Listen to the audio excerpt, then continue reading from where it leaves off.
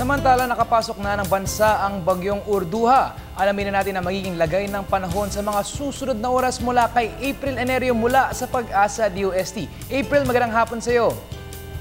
Magandang hapon din, Sandro. Tama ka, no? Nakapasok area of responsibility itong si Typhoon Francisco na tinatawag na ngayon sa local name na Urduha. Alas 10 na umaga namata ng sentro ng bagyo sa line 1,130 kilometers east-northeast po yan ng Itbayat, Batanes.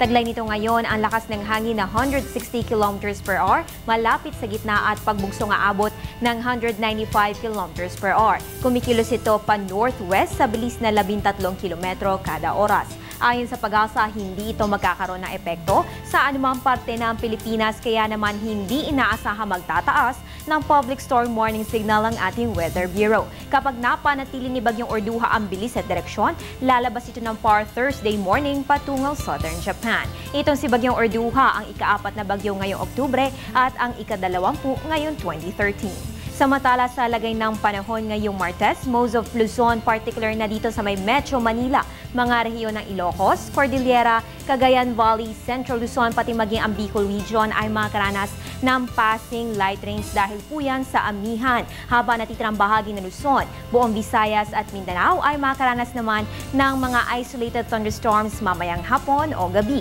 Kaya ang payong ay dalhin ng hindi maperwisyo at baka matsyempohan kayo ng pag-ulan. Sa parehong araw, just last year, 2012, mga kababayan, naging isang ganap na bagyo ang low pressure area na nandito sa may silangan ng Surigao del Sur at pinangalan ng bagyong Ophel. October 23, napanatili nito ang tropical depression category at nagbanda sa may northern Mindanao, eastern Visayas area. Ngunit nagbago yan direksyon at tinahak patungo sa general direction ng Surigao del Norte. October 24, lumakas ito sa tropical storm category, dumaan sa vicinity ng Siargao Island patungong southern Leyte or Moc City at tumawid ng Visayan Sea patungong Hintolo Channel. October 25, tumama ito sa kalupaan ng southwestern port ng Masbate at Sibuyan Island, tumawid ng southern part ng Mindoro Island hanggang nakalabas nga dito sa may West Philippine Sea. At by the next day, October 26, ay lumabas na ito ng Philippine Area of Responsibility.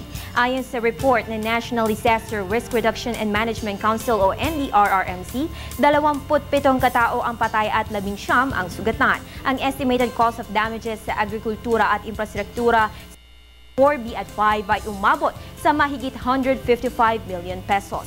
Itong si Bagyong Ophel ay may international name na Sontin na ibig sabihin ay mountain god sa bansang Vietnam.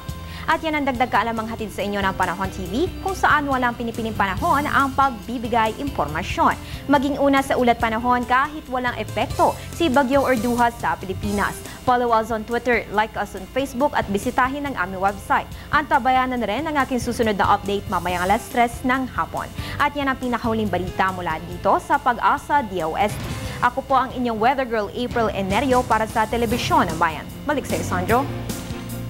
Maraming salamat sa iyo, April Enerio.